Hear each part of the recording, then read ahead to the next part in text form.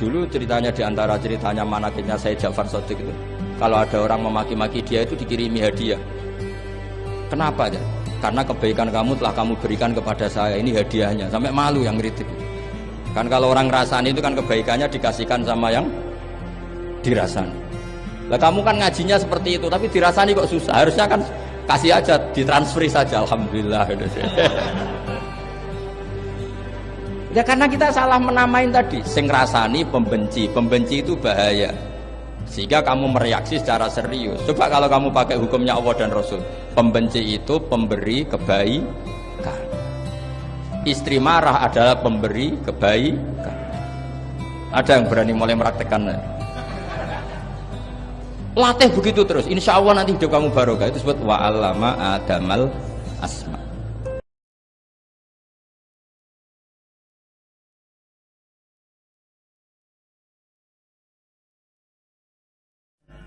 Maka supaya jannah ini tidak aneh, kata Rasulullah itu cara bersuami istri itu, kata Rasulullah, halla jariyatan tula ibuka wa tula ibuka. Sebagian riwayat, halla jariyatan tudofikuha wa tudofikuka.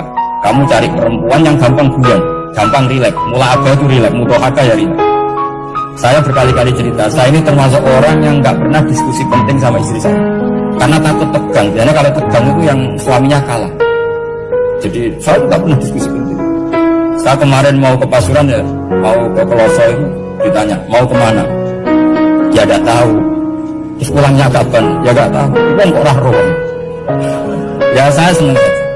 Tidak roh itu artinya kan bodoh. Orang bodoh itu nggak mukallaf, artinya nggak dosa kan. Jadi saya ngambil hikmahnya saja.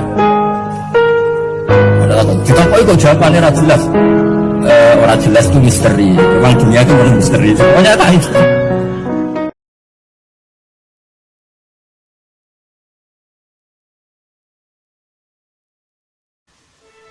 Saya dulu itu ya iskal sama hadisnya Nabi, kullu ummati mu'afan illal mujahirin. Semua umatku dimaafkan asal ketika dosa itu gak cerita kalau dosa. Saya dulu jenggat. Orang dosa cerita dosa itu kan kesannya jujur baik. Tapi setelah saya pikir-pikir itu bener Kanjeng Nabi. Misalnya sampean cerita dengan anakmu, ya zaman mondok Peloso wis sering nak marung utang gak bayar biasa. Biasa sekolah gak munggah. Itu jujur apa mengajarkan? Mengajarkan. Suatu saat anak sampean goblok, persis bapak. Maka penting, tidak jaru itu penting. Makanya kata Nabi, semua umatku diampuni kecuali yang cerita-cerita dosanya. Karena dengan cerita itu artinya apa? Misalnya sampean zaman puber pacaran, terus kamu cerita, ya udah untuk ibumu pacaran, oh tak guncek no ngalor ngidul. Itu jujur, tapi suatu saat anak kamu pacaran kan, alasannya apa? Niru bapak. Tapi nak kamu sok suci, pacaran haram. Pak, lalu untuk ibu, wah pangeran peparingnya.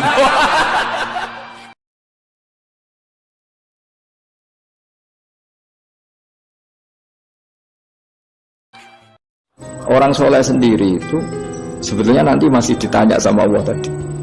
Kenapa kamu nyembah saya? Karena ingin masuk surga. Kenapa kamu nyembah saya? Takut neraka. Lalu kamu tidak hormat saya, kata Allah. Ketika saya tidak bikin surga, tidak bikin neraka. Akhirnya mereka sadar bahwa ibadah itu harus murni karena Allah Subhanahu wa Ta'ala, bukan karena takut masuk neraka, juga bukan karena ingin masuk surga. Ya sama seperti kita mencintai anak kita, yaitu sebagai karena anak kita. Jangan karena anak kita ranking 1, anak kita kumplot, lalu terus kita membiarkan anak kita saat ada anak kelas. Toh tetap anak kita. Saya mencintai suami saya karena dosen penghasilannya banyak. Lalu suatu saat kalau ada masalah di PHK atau ada masalah terus tidak suami kan. Makanya di sini agama itu sangat menyarankan kesejatian. Jadi dia suami kita, dia anak kita, apapun kondisinya. Nah kira-kira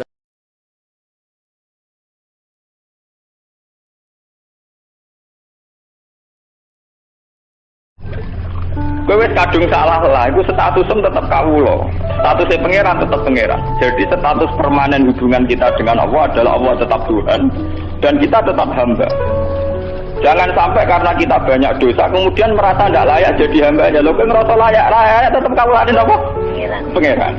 Di gelem ra gelem ya fa'in atadzabur ke mlayu ning diwae ora iso menghindari status ubudiyah, status kemah. Lah nek kowe menghindari pangeran iso ora iso, gelem ra gelem kudu balik wae. Napa? Balik wae. Paham nggih? Lah nek sampean takok engko bali nang gak ditampa. Lah sing muni mesti nampa pangeran, dadi kira tak kuwatir, paham nggih? Sing muni mesti nampa napa? Pangeran. Dadi gampangane sing ngumumno pangeran dhewe, paham? Iku ora gaweane ulama, ora gaweane kiai, ora gaweane nabi, tapi pangeran dhewe sing ngumumno, kawulaku sing tau bedhit-bedhit kowe saat balik tak tampa.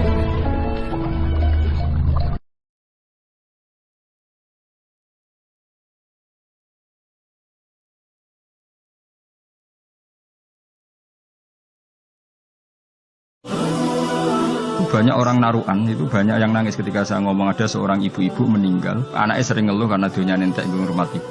Bareng tak kandhani kula nganti nangis. Cara mikir aja ngono kowe sing bangga dunia entek ngurmat ibu. Berarti entek fil ibadah. Kaya apa nak entek kowe mergo katut wong nakal, katut judi. Aku seneng dhuwitku entek keitung mbak ngapusi wong tua. Kaya apa inane aku nak dhuwitku entek mergo tak nggo ning bar tak nggo sing ora. Jadi kita ini karena sering salah bahasa. Kadang santri lah ngomongin ngono. Wong tua aku loro ngentekno donya. Mestine jangan bahasa ngentekno donya, donyaku tak tasarrufno ke hal yang benar. Alhamdulillah. Kowe iku nyerah bakat wali. Ngomong wae keliru. Senauzubillah tenan, yakin khusus. Latihan koyo kowe ngene ngaji, sing syukur ada waktu dianggarkan lil.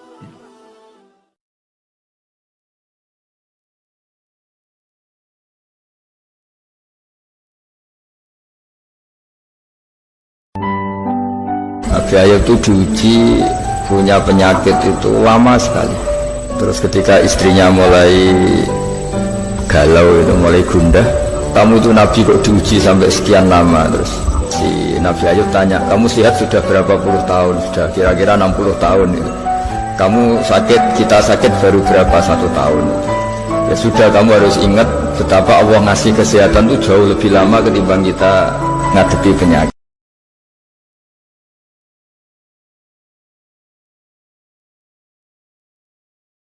Jadi orang menservis anak demi mengawal kalimat tauhid niku ibadah. Lagi disebut Fathul Mu'in wa yusannu at-tausiatu alal ayyal. Mumpung urung mukallaf.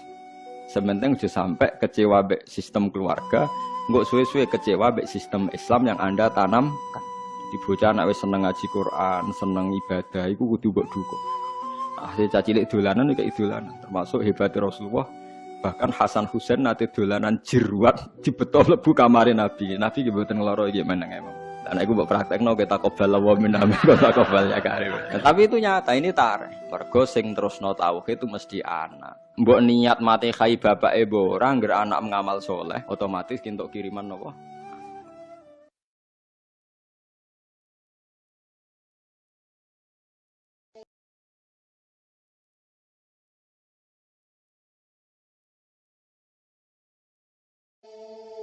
Orang yang nggak pernah maksiat mulai kecil sampai tua. Singkat cerita, orang ini kira-kira umurnya 80 tahun mati. Apa ini pangeran? Kenapa sekarang kamu di surga?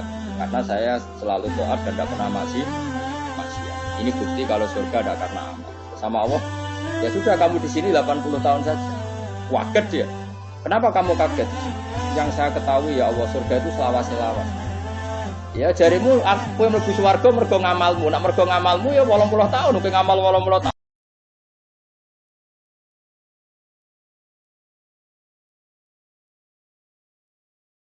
Hidup itu apa? Hidup itu adalah cari sebanyak mungkin supaya hidup itu tidak tergantung pada banyak hal. Orang yang untuk mempertahankan eksistensinya banyak, butuh banyak hal, dengan yang tidak butuh banyak hal, itu pinter mana? Orang yang bahagianya nunggu jadi dokter, nunggu jadi kiai besar, kiai viral, dengan orang yang bahagia cukup dengan ngopi, itu pinter mana? Tapi kalau dibalik pertanyaannya, orang yang taunya nikmat hanya kopi dengan nikmat yang banyak, pinter mana? Orang yang banyak kebutuhan itu sebetulnya banyak kebodohannya, karena menggantungkan kebahagiaannya dengan banyak.